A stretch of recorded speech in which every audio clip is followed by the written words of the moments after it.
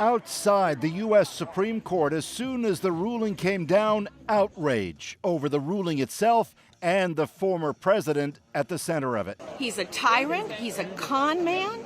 He's the devil. He's dangerous Donald Trump. At issue for the court, criminal accusations against then-President Donald Trump for trying to subvert the 2020 election results ahead of the attempted insurrection on Capitol Hill, January 6, 2021. The question, is Trump immune from prosecution on it simply because he was president? Said the court in a sweeping ruling, a U.S. president can have absolute immunity from criminal prosecution for actions within his constitutional authority, then adding there is no immunity for unofficial acts. So what is an unofficial act? That now goes back to lower courts for clarity, meaning a key federal case against Trump will likely now take many more months to play out, perhaps well past the coming presidential election.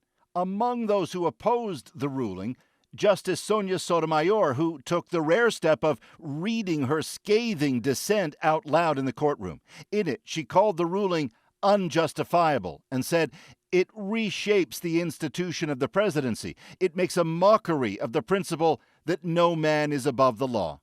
On all of that, in a dramatic evening statement from the White House, Joe Biden. And it's a dangerous precedent.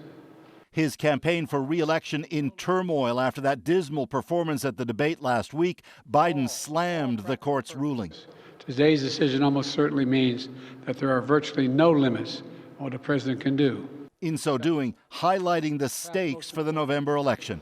The American people must decide if they want to entrust the president once again, the presidency, to Donald Trump, now knowing he'll be even more emboldened to do whatever he pleases whenever he wants to do it. And Paul, Joe Biden was certainly hinting at this tonight. A big question for so many. What if Trump wins in November? Yeah, well, I'll preface by saying for his part, Trump welcomed the court's ruling, Erica, calling it a big win for democracy. But on what this means if he's reelected, look, Joe Biden's view is he could do almost anything he wants. And on that, Biden points to January 6th.